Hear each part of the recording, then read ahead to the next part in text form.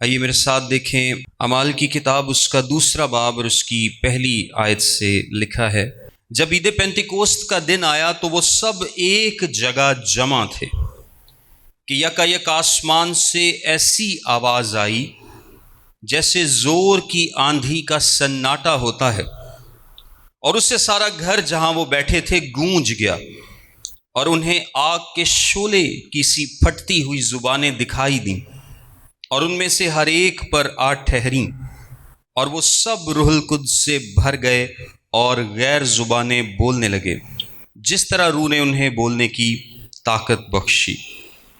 اور ہر قوم میں سے جو آسمان کے تلے ہے خدا ترس یہودی یروشلیم میں رہتے تھے، جب یہ آواز آئی تو بھیڑ لگ گئی اور لوگ دنگ ہو گئے، کیونکہ ہر ایک کو یہی سنائی دیتا تھا کہ یہ میری ہی بولی بول رہے ہیں۔ اور سب حیران اور متعجب ہو کر کہنے لگے، دیکھو یہ بولنے والے کیا سب گلیلی نہیں؟ پھر کیوں کر ہم میں سے ہر ایک اپنے اپنے وطن کی بولی سنتا ہے؟ حالانکہ ہم پارتھی اور مادی اور ایلامی اور مسوپتامیہ اور یہودیہ اور کپدوکیہ اور پنتس اور آسیہ اور فروگیہ اور پمفلیہ اور مصر اور لبوا کے علاقے کے رہنے والے ہیں جو کرینے کی طرف ہے، اور رومی مسافر خواہ یہودی خواہ ان کے مرید اور کریتی اور عرب ہیں، مگر اپنی اپنی زبان میں ان سے خدا کے بڑے بڑے کاموں کا بیان سنتے ہیں۔ اور سب حیران ہوئے اور گھبرا کر ایک دوسرے سے کہنے لگے، یہ کیا ہوا چاہتا ہے؟ اور بعض نے ٹھٹھا کر کے کہا، یہ تو تازہ مے کے نشے میں ہیں۔ آمین۔ یہ واقعہ جو ہم ڈسکس کر رہے ہیں یہ عید پینتیکوست کا ہے، اور آج عید پینتیکوست کے تعلق سے چند باتیں میں آپ لوگوں کے ساتھ شیئر کرنا چاہوں گا۔ ایک تو اس کی ہسٹری ہے تھوڑی سی، وہ ہم ضرور دیکھنا چاہیں گے۔ میرے ساتھ دیکھیں احبار کی کتاب، اور یہ بڑی انٹرسٹنگ ہسٹری ہے، یہ سن کے آپ کو مزہ بھی آئے گا اور اچھا بھی لگے گا اگر آپ نے پہلے نہیں سنی تو۔ احبار کی کتاب اس کا 23واں باب دیکھیں میرے ساتھ، احبار کی کتاب اس کا 23واں باب۔ میں تھوڑا سا آپ کو بیان کرتا ہوں۔ کلام مقدس میں پرانے عہد میں 7 عیدیں دی گئی تھیں۔ کتنی عیدیں؟ 7 عیدیں۔ فیسٹیولز تو زیادہ تھے، لیکن جو خدا نے خاص طور پر عیدیں منانے کے لیے کہا تھا وہ 7 تھیں۔ یہودیوں کو 4 عیدیں جو ہیں وہ بہار کے موسم میں منانی ہیں، اور 3 عیدیں خزاں کے موسم میں منانی ہیں۔ یہ بات یاد رکھیے گا۔ سبت کو بھی کچھ لوگ فیسٹیول ہی کہتے ہیں، لیکن وہ عید نہیں ہے۔ عید وہ ہے جو سال میں ایک ہی دفعہ آتی ہے۔ اس کے علاوہ بھی یہودیوں کی 1-2 عیدیں ہیں، لیکن وہ عیدیں وہ کلام مقدس کے مطابق نہیں بلکہ روایتی ہیں۔ وہ عیدیں کیا ہے؟ روایتی ہیں۔ 7 عیدیں ہیں جو کہ خدا نے یہودیوں کو دی تھیں کہ وہ ہر سال ان کو منایا کریں گے۔ کلام مقدس کے مطابق ہر سال ان کو منایا کریں گے۔ یہ ان کے لیے لازمی تھا کہ وہ یہ 7 عیدیں منائیں۔ احبار کی کتاب کے 23ویں باب میں ان 7 عیدوں کا ذکر ہے۔ میرے ساتھ 5ویں آیت دیکھیں۔ 5ویں آیت سے لکھا ہے 23ویں باب کی، پہلے مہینے کی 14ویں تاریخ کو شام کے وقت خداوند کی فصح ہوا کرے۔ پہلی عید کون سی ہے؟ عید فصح۔ پہلی عید کون سی ہے؟ عید فصح۔ اس کے بعد اور اسی مہینے کی 15ویں تاریخ کو خداوند کے لیے عید فطیر ہو، تم اس میں تم 7 دن تک بے خمیری روٹی کھانا۔ عید فصح کے فوراً بعد کون سی عید ہے؟ عید فطیر۔ میں ابھی آپ کو ان سب کے مطلب بھی بیان کرتا ہوں، کیونکہ یہ بڑا انٹرسٹنگ ہے۔ ان تمام عیدوں کے جو مطلب ہیں اور ان کا جو مقصد ہے وہ بڑا زبردست ہے۔ پہلی عید ہے عید فطیر اور عید فصح، اور دوسری عید ہے عید فطیر۔ پھر 9ویں آیت دیکھیں۔ اور خداوند نے موسیٰ سے کہا، بنی اسرائیل سے کہہ کہ جب تم اس ملک میں جو میں تم کو دیتا ہوں داخل ہو جاؤ اور اس کی فصل کاٹو، تو تم اپنی فصل کے پہلے پھلوں کا ایک پولا کاہن کے پاس لانا، اور وہ اسے خداوند کے حضور ہلائے تاکہ وہ تمہاری طرف سے قبول ہو، اور کاہن اسے سبت کے دوسرے دن صبح کو ہلائے۔ اچھا، یہ کیا ہے؟ یہ پہلے پھلوں کی عید ہے۔ تیسری عید کون سی ہے؟ پہلے پھلوں کی عید۔ میرے ساتھ بولیے، پہلی عید ہے عید فصح۔ پہلی عید کون سی ہے؟ عید فصح۔ دوسری عید کون سی ہے؟ عید فطیر۔ تیسری عید کون سی ہے؟ پہلے پھلوں کی عید۔ پہلے پھلوں کی عید۔ اور اس کے بعد چوتھی عید کون سی ہے؟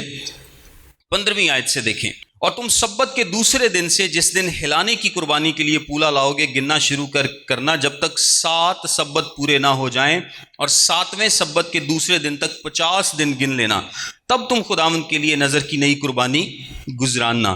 یہ چوتھی عید ہے جو کہ اس کے یعنی پہلے پھلوں کی عید کے 50 دن بعد آئے گی۔ کتنے دن بعد آئے گی؟ 50 دن بعد آئے گی۔ اس کو ہم عید پینتیکوسٹ بولتے ہیں۔ اور 5ویں نمبر پر جو عید ہے اس کے لیے 23ویں آیت دیکھیں، اسی باب کی 23ویں آیت۔ اور خداوند نے موسیٰ سے کہا بنی اسرائیل سے کہہ کہ 7ویں مہینے کی پہلی تاریخ تمہارے لیے خاص آرام کا دن ہو، اس میں یادگاری کے لیے نرسنگیں پھونکے جائیں اور مقدس مجمع ہو، تم اس روز کوئی خادمانہ کام نہ کرنا اور خداوند کے حضور آتشین قربانی گزراننا۔ یہ 5ویں عید ہے نئے سال کی عید۔ 6ٹھی عید ہے یوم کفارہ، 26ویں آیت سے لکھا ہے، اور خداوند نے موسیٰ سے کہا اسی روز 7ویں مہینے کی 10ویں تاریخ کو کفارے کا دن ہو، اس روز تمہارا مقدس مجمع ہو اور تم اپنی جانوں کو دکھ دینا اور خداوند کے حضور آتشین قربانی گزراننا۔ اور 7ویں اور آخری عید 23ویں آیت میں ہے، اور خداوند نے موسیٰ سے کہا بنی اسرائیل سے کہے کہ اسی مہینے کی 15ویں تاریخ سے لے کر 7 دن تک خداوند کے لیے عید خیام ہوگی۔ میں تھوڑی سی ٹائم لائن آپ کو بتاتا ہوں۔ پہلا مہینہ یہودی مذہبی کیلنڈر میں نیسان کا مہینہ ہے۔ کون سا مہینہ؟ نیسان کا مہینہ، جسے ابیب کا مہینہ کہتے ہیں۔ یہ وہ مہینہ ہے جب بنی اسرائیل مصر سے نکلے تھے، اور خداوند نے کہا تھا کہ یہ مہینہ سال کے مہینوں میں تمہارے لیے پہلا مہینہ ہوگا۔ یہ مہینہ کیا ہوگا؟ پہلا مہینہ ہوگا۔ پہلا مہینہ نیسان کا مہینہ ہے۔ یہ تقریباً مارچ اپریل میں آتا ہے، ہمارے مارچ اپریل میں، اور یہ ان کا مذہبی کیلنڈر ہے۔ ان کا ایک اور کیلنڈر بھی ہے جو کہ روایتی کیلنڈر ہے، ابھی اس کی میں بات نہیں کر رہا، لیکن ان کے مذہبی کیلنڈر کے مطابق پہلا مہینہ کون سا ہے؟ نیسان کا مہینہ۔ 14 نیسان کو عید فصح ہوتی تھی۔ کس تاریخ کو؟ 14 نیسان کو۔ نیسان کے مہینے کی 14ویں تاریخ کو عید فصح ہوا کرتی تھی، اور جب یسوع مسیح کو صلیبی موت دیا گیا اس وقت عید فصح کس روز آئی تھی؟ جمعے کے روز۔ کس روز آئی تھی؟ جمعے کے روز۔ عید فصح سے بالکل اگلے دن 15ویں تاریخ سے لے کر 22ویں تاریخ تک 7 دن عید فطیر رہتی تھی۔ 15ویں تاریخ سے لے کر 22ویں تاریخ تک 7 دن عید فطیر رہتی تھی، یا جسے ہم بے خمیری روٹی کی عید بولتے ہیں۔ یہ ان عیدوں کا مطلب جب آپ خدا یسوع مسیح کی زندگی سے سمجھیں گے تو آپ کو اور زیادہ کلیئر ہوگا، کیونکہ کلام مقدس میں خدا نے پرانے عہد میں جو بھی عیدیں دیں، جو بھی قربانیاں دیں، ان سب کا مطلب اور مقصد خداوند یسوع مسیح کی زندگی سے جڑا تھا، کچھ بھی اس سے الگ نہیں تھا۔ 14ویں تاریخ کو عید فصح ہوگی اور 15ویں تاریخ سے لے کر 22ویں تاریخ تک عید فطیر ہوگی۔ اب جب 15ویں تاریخ کو عید فطیر کا پہلا دن ہے تو 16ویں تاریخ کو پہلے پھلوں کی عید ہوگی، یعنی عید فطیر کے دوران ہی ایک دن جو ہے وہ پہلے پھلوں کی عید کے لیے مخصوص کیا گیا۔ 14 تاریخ عید فصح، 15 کو عید فطیر سٹارٹ ہو گئی، اور 15 کے بعد 16 نیسان کو پہلے پھلوں کی عید ہوا کرتی تھی۔ اب دن کوئی بھی ہو سکتا ہے، اگر فصح جمعے کو آ گئی تو عید فطیر کا پہلا دن کون سا ہوگا؟ ہفتے کا دن، اور اگر یہ ہفتے کا دن ہے تو اس کا کیا مطلب ہے پہلے پھلوں کی عید کب ہوگی؟ اتوار کے دن۔ تو اگر دن فرق ہیں تو یہ بھی چینج ہو جائیں گے، لیکن جس دن جب خدا یسوع مسیح نے صلیب پر جان دی تھی اس وقت عید فصح جمعے کو تھی، عید فطیر ہفتے کو شروع ہوئی تھی، اور پہلے پھلوں کی عید کب سٹارٹ ہوئی تھی؟ اتوار کو۔ وہ ایک ہی دن کی تھی اور وہ اتوار کو شروع ہوئی تھی۔ 22 تاریخ تک یہ 3 عیدیں، اور جو پہلے پھلوں کی عید ہے اس کے 50 دن بعد، اس کے کتنے دن بعد؟ 50 دن بعد عید پینتیکوست ہوا کرتی تھی۔ اور عید پینتیکوست 50 دن، پینتیکوست کا مطلب ہی 50واں ہے، یعنی 50th، پینتی کوستے جو کہ یونانی ٹرم ہے، پینتی کا مطلب ہے 5 اور کوستے کا مطلب ہے ملٹیپلائی بائی 10، یعنی 10 انٹو 5 50۔ تو پینتیکوست کا کیا مطلب ہے؟ 50واں۔ پینتیکوست کا کیا مطلب ہے؟ 50واں، یہ یونانی ٹرم ہے پینتیکوست، اور اس کا مطلب 50 ہے، یعنی 50واں. سو یہ تینوں عیدیں، چاروں عیدیں جو ہیں یہ بہار کے موسم میں آتی تھی، یعنی یہ مارچ اپریل اور مئی کے سٹارٹ میں، یا مارچ اپریل مئی، انہی مہینوں میں یہ عیدیں آیا کرتی تھیں. اور اس کے بعد پھر 7ویں مہینے کی پہلی تاریخ کو نئے سال کی عید آیا کرتی تھی. کون سے مہینے کی؟ 7ویں مہینے کی. اب آپ سوچیں گے کہ نئے سال کی عید تو پہلے مہینے میں آنی چاہیے، 7ویں مہینے میں کیوں ہے؟ لیکن وہ میں نے آپ کو بتایا ہے کہ 2 کیلنڈر ہیں یہودی، ایک روایتی کیلنڈر ہے اور ایک مذہبی کیلنڈر ہے. مذہبی کیلنڈر کے 7ویں مہینے کی پہلی تاریخ کو نرسنگوں کی عید یا نئے سال کی عید ہوتی ہے، اور وہ روایتی طور پر وہ پہلا مہینہ اس کو کنسیڈر کرتے ہیں، لیکن مذہبی طور پر وہ 7واں مہینہ. اور اسی مہینے کی، اور یہ تقریباً سپتمبر میں آتا ہے، اسی مہینے کی 10ویں تاریخ کو یوم کفارہ ہے، اور اسی مہینے کی 15ویں سے لے کر 22ویں تاریخ تک عید خیام ہے. میں آپ کو ایک ایک کر کے ان سب کا مطلب بتاتا ہوں.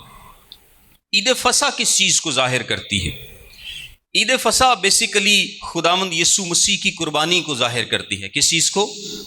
خداوند یسوع مسیح کی قربانی کو، کہ مسیح ہماری خاطر قربان ہوا. عید فطیر کس چیز کو ظاہر کرتی ہے؟ عید فطیر اس کی موت کو، اس کے سن لیس ہونے کو اور اس کے دفنائے جانے کو ظاہر کرتی ہے. کیونکہ عید فطیر میں خدا نے کیا کہا تھا کہ اس میں کوئی خمیر نہ تمہارے گھروں میں پایا جائے، نہ تمہارے کھانے میں ہو. اور خمیر آپ کو پتا ہے کہ زیادہ تر پرانے عہد نامے میں کس چیز کو ظاہر کرتا تھا؟ گناہ کو. کس چیز کو؟ گناہ کو. سو خدا نے کہا تھا کہ عید فطیر کے 7 دنوں میں تمہارے گھروں میں کوئی خمیر نہیں پایا جائے گا. اس کا مطلب یہ ہے کہ یسوع مسیح کی جو زندگی ہے وہ کیا ہے؟ سن لیس ہے. کیا ہے؟ سن لیس ہے، بغیر گناہ کے ہے. اور پھر پہلے پھلوں کی عید کس چیز کو ظاہر کرتی ہے؟ وہ یسوع مسیح کے جی اٹھنے کو ظاہر کرتی ہے. کس چیز کو؟ جی اٹھنے کو. اگر آپ میرے ساتھ ایک حوالہ دیکھ لیں تو آپ کو زیادہ بہتر اس کی سمجھ آئے گی. پہلا قرنتھیوں اس کا 15واں باب اور اس کی 20ویں آیت. پہلا قرنتھیوں 15واں باب اور اس کی 20ویں آیت لکھا ہے، لیکن فی الواقع مسیح مردوں میں سے جی اٹھا ہے، اور جو سو گئے ہیں ان میں پہلا پھل ہوا. اور جو سو گئے ہیں ان میں پہلا پھل ہوا. سو پہلے پھلوں کی عید کس چیز کو سگنیفائی کرتی ہے؟ خداوند یسوع مسیح کے جی اٹھنے کو. اب 50 دن گزرتے ہیں اور پھر ہفتوں کی عید آتی ہے، جس کو ہم کیا بولتے ہیں؟ عید پینتیکوست. جس کو ہم کیا بولتے ہیں؟ عید پینتیکوست. اور عید پینتیکوست کس چیز کو ظاہر کرتی ہے؟ روح القدس کے نزول کو. کس چیز کو؟ روح القدس کے نزول کو. ابھی میں ڈیٹیل میں اس پر تھوڑا سی آگے جا کر بات کرتا ہوں.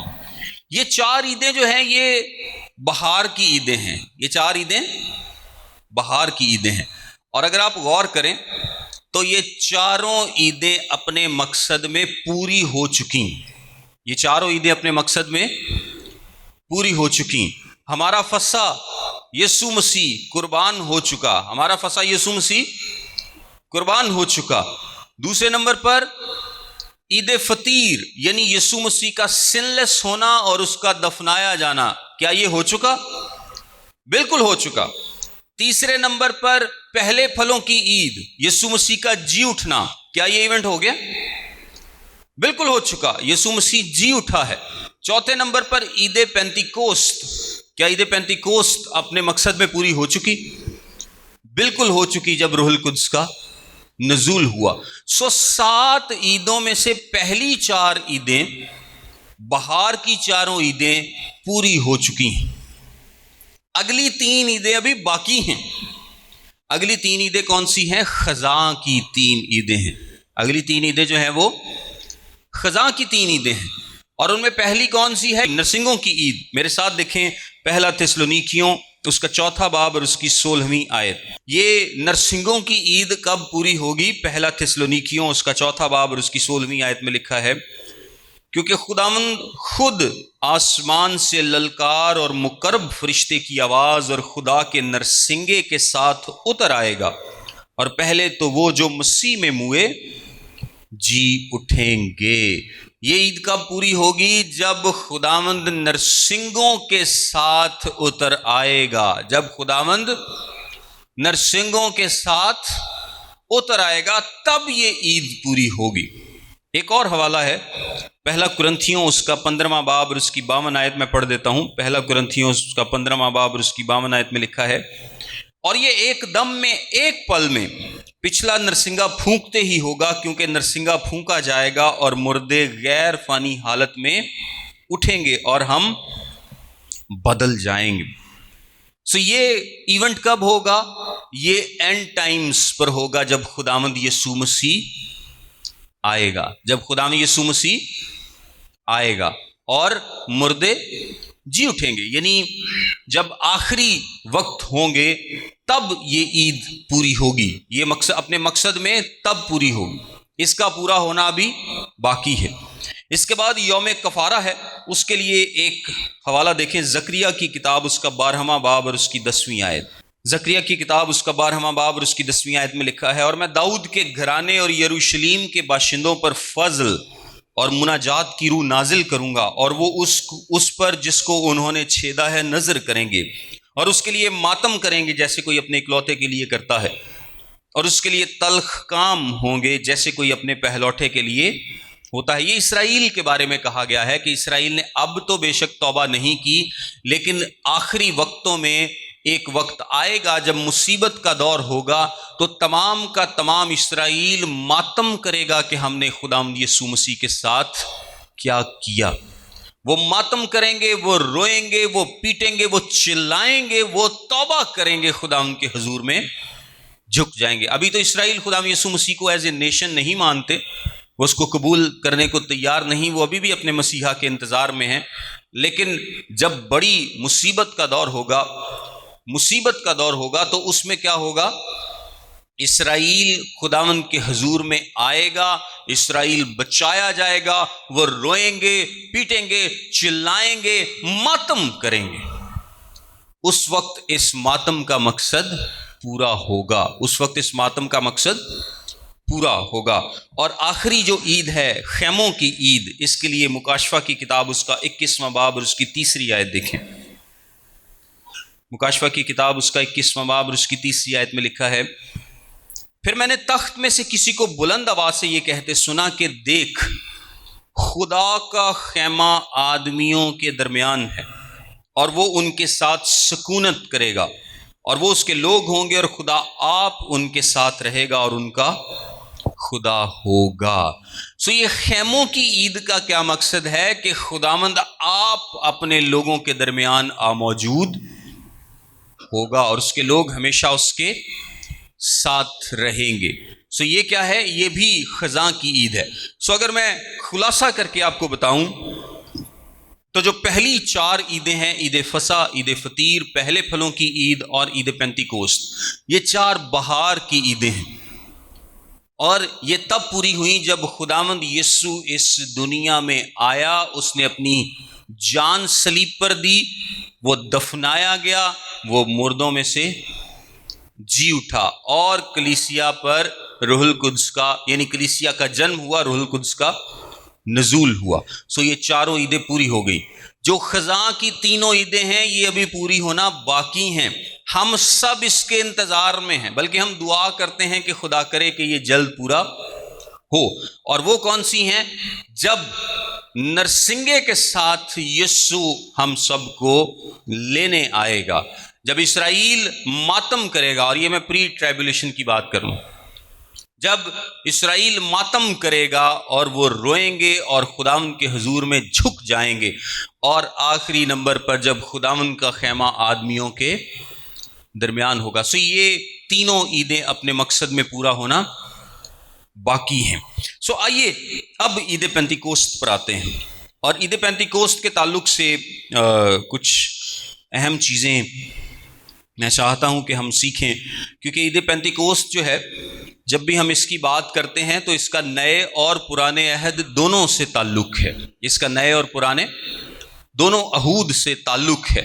یہ پرانے عہد کی عید ہے، لیکن نئے عہد پر اس پر ایک خاص کام ہوا تھا، اور آج چونکہ عید پینتیکوست ہے اس لیے ہم چاہتے ہیں کہ ہم اس عید پر غور کریں۔ سو عید پینتیکوست کے لیے احبار کی کتاب پر واپس آئیں۔ 23ویں باب میں 15ویں آیت سے لکھا ہے، اور جب تم سبت کے دوسرے دن سے جس دن ہلانے کی قربانی کے لیے پولا لاؤ گے گننا شروع کرنا، جب تک 7 سبت پورے نہ ہو جائیں، اور 7ویں سبت کے دوسرے دن تک 50 دن گن لینا، تب تم خداوند کے لیے نذر کی نئی قربانی گزراننا۔ تم اپنے گھروں میں سے ایفا کے 2/2 حصہ کے وزن کے میدے کے 2 گردے ہلانے کی قربانی کے لیے لے آنا، وہ خمیر کے ساتھ پکائے جائیں تاکہ خداوند کے لیے پہلے پھل ٹھہریں، اور ان گردوں کے ساتھ ہی تم 7 یکسالہ بے عیب برے اور ایک بچڑا اور 2 مینڈھے لانا، تاکہ وہ اپنی اپنی نظر کی قربانی اور تپاون کے ساتھ خداوند کے حضور سوکھنی قربانی کے طور پر گزرانے جائیں، اور خداوند کے حضور راحت انگیز خوشبو کی آتشین قربانی ٹھہریں۔ اچھا یہ دیکھیں، اب میں تھوڑا سا کمپیئر کروں گا آپ کو جو ہم نے اس سے پہلے ایک عید پڑھی ہے جس کو ہم پہلے پھلوں کی عید کہتے ہیں، اور جس کو ہم ہفتوں کی عید کہتے ہیں۔ پہلے پھلوں کی عید میں ہم نے کیا کرنا تھا کہ جب آپ کی پہلی فصل آئے گی تو اس کا ایک پولا آپ نے لانا تھا اور اس کو خداوند کے حضور میں ہلانا تھا۔ اس کا ایک پولا جو ہے وہ کاہن کیا کرے گا؟ خداوند کے حضور میں ہلائے گا۔ اب آپ یہ سوچ رہے ہوں گے کہ یہ جو پہلے پھلوں کی عید ہے اور جو عید پینتیکوست ہے، یہ دونوں ملتی جلتی ہیں۔ یہ ملتی جلتی کیسے ہیں کہ اس میں بھی آپ اپنی فصل کا نذرانہ لے کر آ رہے ہیں، اور عید پینتیکوست پر بھی آپ کیا کر رہے ہیں؟ اپنی فصل کا نذرانہ لے کر آ رہے ہیں، لیکن اس میں تھوڑے سے ڈفرنس ہیں۔ اگر آپ ڈفرنسز پر غور کریں تو سب سے پہلا ڈفرنس یہ ہے کہ جو پہلی فصل ہے وہ جو کی فصل ہے۔ وہ کون سی فصل ہے؟ جو کی فصل ہے۔ دوسری فصل گندم کی فصل۔ دوسری فصل کون سی ہے جو 50 دن بعد آپ لا رہے ہیں؟ وہ کون سی ہے؟ گندم کی فصل ہے۔ پہلا جو پولا ہے وہ بغیر خمیر کے گزرانا جا رہا ہے۔ پہلا جو پولا ہے فصل کا وہ بغیر خمیر کے گزرانا جا رہا ہے۔ جو دوسرا گندم کے ہیں وہ پولا نہیں ہے، بلکہ اس کو کیا کیا گیا ہے؟ گوند کر مکس کیا گیا ہے۔ پہلا پولا ہے، اس کو گوندا نہیں گیا۔ دوسرے نمبر پر جو عید پینتیکوست ہے اس پر جو نذرانہ گزرانا گیا ہے وہ بیسیکلی گندم کا گندھا ہوا آٹا ہے، اور اس کے 2 گردے ہیں، یعنی 2 پیڑے ہیں جو کہ خداوند کے حضور ہلائے جائیں گے، اور اس میں خمیر ہے۔ اور اس میں کیا ہے؟ خمیر ہے۔ اب آپ تھوڑا سا کمپیئر کریں۔ پہلے پھلوں کی عید کس چیز کو ظاہر کرتی تھی؟ خداوند یسوع مسیح کے مردوں میں سے جی اٹھنے کو۔ اور بہار کے موسم کی سب سے پہلی فصل کون سی ہے؟ جو کی فصل۔ اسرائیل میں بہار کے موسم میں جو سب سے پہلی فصل ان کی آیا کرتی تھی وہ کون سی تھی؟ جو کی فصل۔ اور جو کی فصل کا وہ پولا خداوند کے حضور گزرانتے تھے۔ اس کا مطلب کیا ہے کہ مسیح جو مر گئے ان میں سے جو زندہ ہوئے ان میں کیا ہے؟ پہلوٹا ہے، سب سے پہلا ہے۔ اور خمیر نہ ہونے کا کیا مطلب ہے؟ کہ مسیح میں گناہ نہیں تھا، اس کی قربانی کیا ہے؟ بغیر گناہ کے ہے۔ گناہوں کے لیے تو ہے لیکن بغیر گناہ کے ہے، یعنی مسیح جی اٹھنے والوں میں پہلوٹا ہے، سب سے پہلا ہے، سب سے پہلے جی اٹھا۔ اور سب سے پہلے اس لیے بھی خداوند کے حضور میں قربانی لائی جاتی تھی کہ اگر پہلے پھل مبارک ہیں، پہلے پھل خداوند کے حضور گزرانے گئے، ان کی شکر گزاری کی، تو باقی بھی فصل خدا کرے کہ اچھی ہوگی۔ پہلے پھل خداوند کے حضور گزرانے کا مطلب یہ ہے کہ باقی فصل بھی کیا ہوگی؟ اچھی ہوگی، باقی فصل کے لیے بھی امید ہے۔ اگر مسیح مردوں میں سے جی اٹھا ہے تو باقی سب کے لیے بھی امید ہے۔ وہ اس امید پر خداوند کے حضور پہلا پولا گزرانا کرتے تھے کہ پہلا پولا اچھا ہے، خداوند باقی ساری فصل کو بھی اچھا کرے گا۔ اور مسیحیت میں اس کی کیا سگنیفیکنس ہے کہ اگر مسیح مردوں میں سے جی اٹھا ہے کلام کے مطابق تو ہم سب بھی جی اٹھیں گے۔ پہلا پھولا اچھا ہے تو باقی بھی سارے اچھے ہوں گے، پہلا جی اٹھا ہے تو باقی بھی سارے جی اٹھیں گے، آمین۔ لیکن دوسری دفعہ جب اناج گزرانا گیا ہے تو اب کی بار پھولا نہیں ہے، اب کی بار گندھا ہوا آٹا ہے، وہ بھی 2 پیڑوں میں، اور ان میں خمیر مکس ہے۔ پہلے میں خمیر نہیں تھا، یعنی یسوع مسیح کی ذات میں خمیر نہیں تھا، اب کی بار خمیر مکس ہے۔ خمیر کا کیا مطلب ہے؟ خمیر کا مطلب زیادہ تر پرانے عہد نامے میں اور بھی چیزوں کے لیے یہ لفظ استعمال ہوا ہے، لیکن زیادہ تر یہ گناہ کو ظاہر کرتا ہے۔ سو اس کا کیا مطلب ہے کہ عید پینتیکوست پر، عید پینتیکوست جو یہودی عید پینتیکوست مناتے تھے، میں اس کی بات کر رہا ہوں، عید پینتیکوست پر وہ گندم کو گوندھ کر 2 پیڑوں کی شکل میں لایا کرتے تھے اور ان کو خداوند کے حضور میں ہلاتے تھے۔ اب میں اس کا مطلب آپ کو بتاتا ہوں۔ 2 پیڑوں سے، سب سے پہلے تو خمیر کا مطلب سمجھ لیں۔ خمیر کا کیا مطلب ہے کہ اب کی بار خمیر ہے، تو خمیر خداوند کے حضور میں کیسے گزرانیں گے؟ اس کا مطلب ہے گناہ، یعنی اب کی بار جو ہم سب ہیں، جو کلیسیا ہے، ان کی زندگی خداوند کے حضور قابل قبول تو ہے، لیکن ان کی زندگی میں گناہ بھی موجود ہے، یہ بغیر گناہ کے نہیں ہے۔ جب یسوع مسیح گزرانا گیا تو اس میں گناہ موجود نہیں تھا، لیکن جب کلیسیا کی عبادت اور پرستش خداوند کے حضور میں آتی ہے تو اس میں گناہ موجود ہے۔ یعنی جب میں اور آپ توبہ کر لیتے ہیں، ہماری پرستش قابل قبول ہے، ہم خداوند کے حضور راست باز ٹھہرائے گئے، ہم قابل قبول ہیں، لیکن کیا ہم دعویٰ کر سکتے ہیں کہ ہماری زندگی گناہ سے پاک ہے یا ہم آج کے بعد کوئی گناہ نہیں کریں گے؟ ایسا نہیں ہو سکتا۔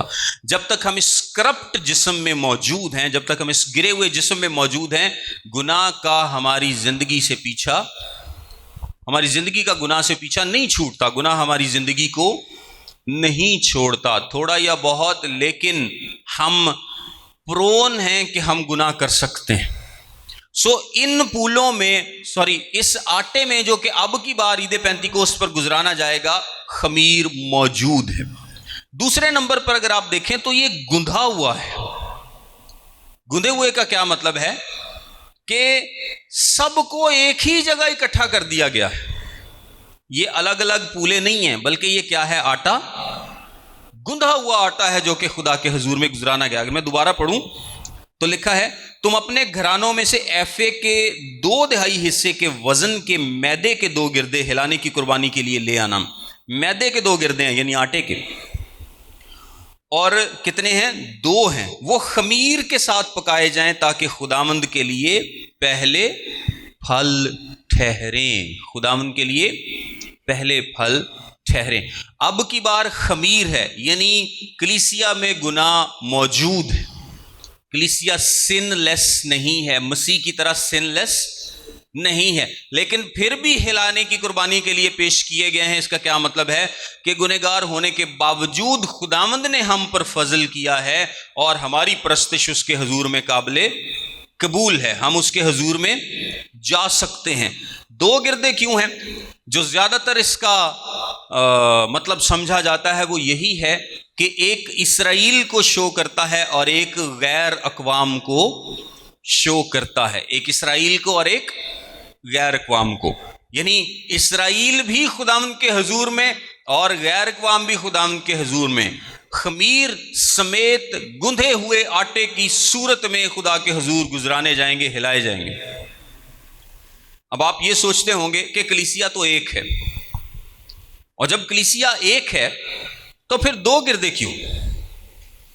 مطلب ایک گردہ بھی تو کیا جا سکتا نا، یہ ایک ہی پیڑا کیتا جا سکتا سی۔ کلیسیا چونکہ ایک ہے تو کیا یہودی کیا یونانی، ایک ہی کلیسیا تو ایک ہی پیڑا ہونا چاہیے، مطلب ہمارے خیال میں ہم سوچ سکتے ہیں، لیکن یہ 2 کیوں ہیں؟ تو 2 اس لیے ہیں تاکہ ان کی ایک الگ شناخت برقرار رہے۔ خداوند نے اس کو ڈیزائن ہی اس طرح سے کیا ہے، ان کی ایک الگ شناخت برقرار ہے، غیر قوموں کی ایک الگ شناخت برقرار ہے۔ یہ اس کا جو کامن انٹرپریٹیشن یا تفسیر کی جاتی ہے کہ دونوں کی الگ خدا نے شناخت کو برقرار رکھا ہے، لیکن دونوں کی عبادت ایکولی خداوند کے حضور میں قابل قبول ہے. لیکن اب کے یہودیوں کی بات نہیں کر رہا، ہونے والے یہودی تو مانتے ہی نہیں. اب کے یہودی جو ہیں وہ تو خداوند یسوع مسیح کو، اس کی قربانی کو مانتے ہی نہیں ہیں. سو جو مانتے نہیں ہیں وہ باغی ہیں. جو خداوند کو مانتے نہیں، اس کی قربانی کو نہیں مانتے، اس کی صلیبی موت کو نہیں مانتے، وہ کیا ہیں؟ باغی ہیں. وہ بغاوت میں زندگی گزار رہے ہیں. وہ کوئی برکت والی زندگی نہیں ہے. اگر ہم یہ سوچتے ہیں کہ جی اسرائیل بڑی کوئی بابرکت زندگی گزارا، تو باغی زندگی، بغاوت کی زندگی کبھی بھی بابرکت نہیں ہوتی. تب بابرکت ہوگی جب وہ خداوند یسوع مسیح کو قبول کریں گے. اور اگر وہ خداوند یسوع مسیح کو رد کرتے ہیں اور آپ سوچیں کہ خداوند دی بڑی برکت ہے انہاں دے اوتے، تو یہ ہمارے ذہنوں کا ایک انتہائی غلط کانسیپٹ تو ہو سکتا ہے، لیکن یہ اصل بات نہیں ہو سکتی، کیونکہ خداوند کی برکت ان پر نہیں ہے. وہ بغاوت میں جی رہے ہیں، لیکن قائم کیوں ہیں؟ ان کے پاس روپیہ پیسہ کیوں ہے؟ کیونکہ ان کی ایگزسٹنس ضروری ہے. جب تک خداوند یسوع مسیح نہیں آتا دوبارہ، جب تک خداوند کے وعدے پورے نہیں ہوتے، خدا نے اس قوم کو قائم رکھنا ہے. لیکن آپ یہ سوچیں کہ وہ بڑی بابرکت قوم ہے، تو بڑی بابرکت نہیں ہے.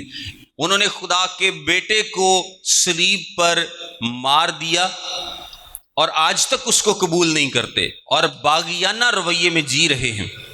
تو ایسے لوگ کیسے بابرکت ہو سکتے ہیں؟ خدا اپنے سٹینڈرڈ سے کبھی نہیں پھرتا. میرے ساتھ ایک اور حوالہ دیکھیں، افسیوں کا خط، اس کا 2 باب اور اس کی 14ویں آیت. میں آپ کو بتا رہا ہوں کہ عید پینتیکوست پر جو قربانی گزرانی جاتی تھی، اس کا کیا مطلب تھا؟ اس کا کیا مطلب تھا؟ آپ کو پتہ ہے کہ عید پینتیکوست منائی کیوں جاتی تھی؟ ٹریڈیشنلی یہی سوچا جاتا ہے کہ عید پینتیکوست پر خدا نے کیا کیا تھا؟ اپنا کلام نازل کیا تھا. اپنا کیا کیا تھا؟ کلام نازل کیا تھا، یعنی شریعت موسیٰ کو دی گئی تھی. اور اگر آپ خروج کا سفر تھوڑا سا دیکھیں تو جب وہ مصر سے نکلے ہیں تو تقریباً کوئی 50 دن بنتے ہیں، جس کے بعد موسیٰ کوہ سینا پر جاتا ہے اور خداوند اس کو شریعت دیتا ہے.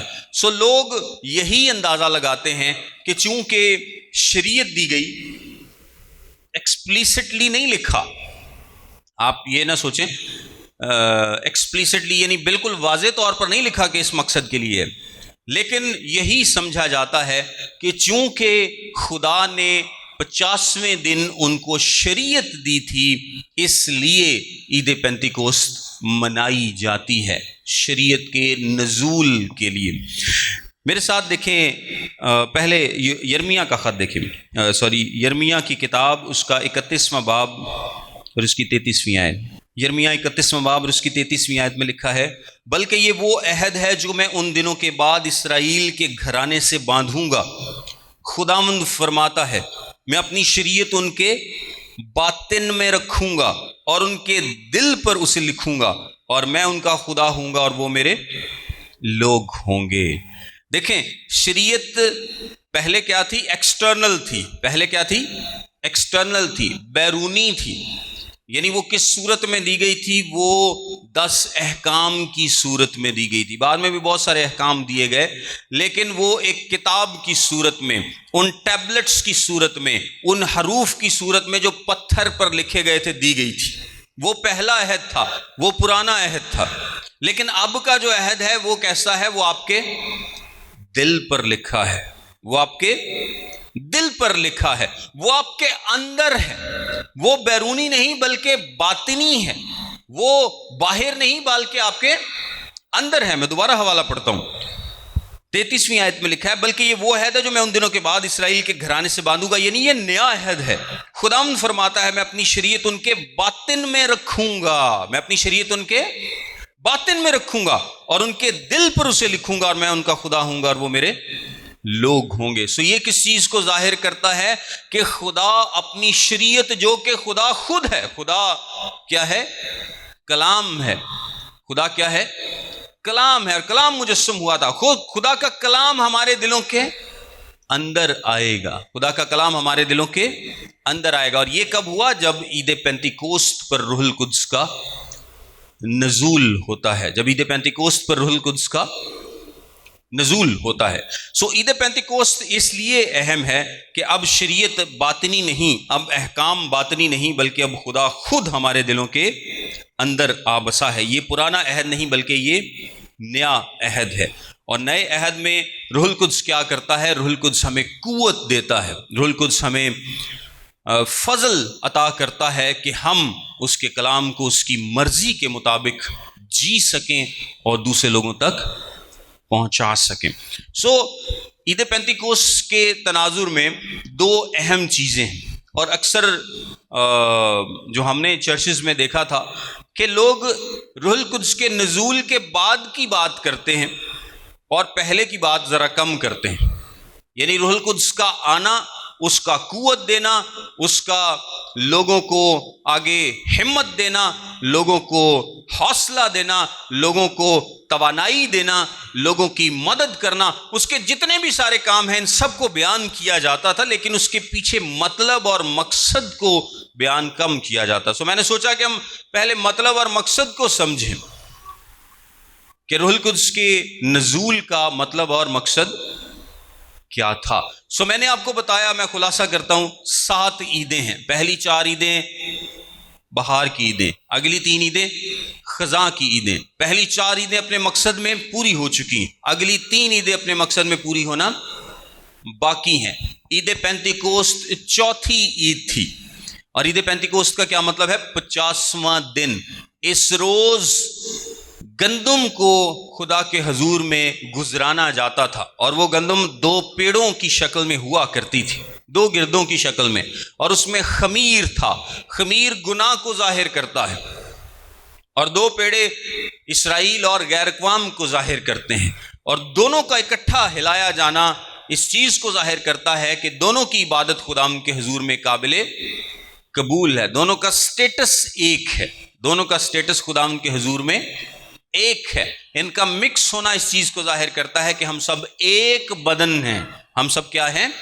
ایک بدن ہے. کیونکہ جب آٹا گوندھ دیا جاتا ہے تو اس میں سے آپ الگ نہیں کر سکتے کچھ بھی، وہ کیا بن جاتا ہے؟ ایک بن جاتا ہے. اور ہم مسیح میں کیا ہیں؟ ایک بدن ہے. ایک اور اہم ایونٹ ہوتا ہے، وہ میں تھوڑی سی روشنی بس اس پہ ڈالوں گا، اور وہ ہے زبانوں کا نازل ہونا. وہ کیا ہے؟ زبانوں کا نازل ہونا. آپ کو پتا ہے کہ جتنے لوگ وہاں پر موجود تھے ان میں سے ہر ایک اپنی ہی زبان، اپنی ہی بولی سنتا تھا، اور اس پر ہماری ڈیٹیلڈ ویڈیوز آلریڈی یوٹیوب پر موجود ہے، زبانوں کے تعلق سے، روح القدس کے نزول کے تعلق سے، روح القدس کے بپتسمے کے تعلق سے. تو اگر آپ اس ٹیچنگ کو دیکھنا چاہیں تو یوٹیوب پر، فیس بک پر وہ ڈیٹیلڈ ویڈیوز آلریڈی موجود ہیں. دیکھیں یہاں پر زبانیں کیا کر رہی ہیں؟ سب کو زبانوں کی سمجھ آ رہی ہے. سب کو کیا ہو رہا ہے؟ زبانوں کی سمجھ آ رہی ہے. اور سب کیا کر رہے ہیں؟ اپنی اپنی زبان میں خدا کے کاموں کا بیان کر رہے ہیں. اگر آپ کو ایک ایونٹ یاد ہو تو ایک ایونٹ ہوا تھا بابل کے برج پر. یاد آپ کو بابل کے برج پر کیا ایونٹ ہوا تھا؟ خدا نے ان کی زبانوں میں فرق ڈال دیا تھا. ان کو ایک دوسرے کی سمجھ نہیں تھی آتی، زبانیں تقسیم ہو گئی تھی، مختلف لوگ مختلف زبانیں بولنے لگ گئے اور ان کو ایک دوسرے کی سمجھ نہیں آ رہی تھی. لیکن عید پینتیکوست پر، نئے عہد میں، روح القدس کے نزول پر خدا نے اس کو بھی کیا کر دیا ہے؟ ریورس کر دیا ہے. اور اب زبانیں سب کو کیا ہو رہی ہیں؟ سمجھ آ رہی ہیں. سو خداوند ہم سب کو فضل عطا کرے تاکہ ہم اس کے کلام کے جتنے بھی مقاصد ہیں. دیکھیں ہم اکثر یہ بات کرتے ہیں کہ پرانا عہد ہو یا نیا عہد ہو، خداوند کے کلام میں کوئی چیز بھی بے مقصد نہیں ہے. اور خاص طور پر پرانے عہد میں جتنی بھی رسمیں دی گئیں، جتنے بھی قوانین دیے گئے، جتنے بھی وعدے کیے گئے، جو کچھ بھی ہے، ان سب کی تکمیل آپ خداوند یسوع مسیح میں دیکھیں گے. ہر چیز گھوم گھما کر آپ کو کیا نظر آئے گی کہ یہ یسوع کی ذات پر پوری اترتی. آپ کو ہر چیز بامقصد نظر آئے گی. اس وقت تو لوگوں کو نہیں تھا پتا کہ یار یہ خیموں کی عید ہم کیوں مناتے ہیں. آلدو کہ ان کا ایک پرانا مقصد بھی تھا کہ کیونکہ بنی اسرائیل خیموں میں رہا کرتے تھے، وہ ان کے ایک امیجیٹ مقاصد بھی تھے، لیکن ان کے جو مقصد اصل میں پورے ہونے تھے وہ ان کی طرف خدا نے اشارہ کیا. ان تمام عیدوں سے، قربانیوں سے، رسموں سے، کہانت سے، ہر چیز سے خدا یسوع مسیح کی طرف اشارہ کی کہ کس طرح یہ ساری چیزیں خدا یسوع مسیح میں پوری ہوں گی. سو خدا ہمیں فضل عطا کرے تاکہ اس کے کلام کو اس کی پاک مرضی کے مطابق سمجھیں اور اس کا کلام ہماری زندگیوں کو بابرکت بنائے، تبدیل کرے اور ہمیشہ ہم اس کے نام کو عزت اور جلال دیں. God bless you all.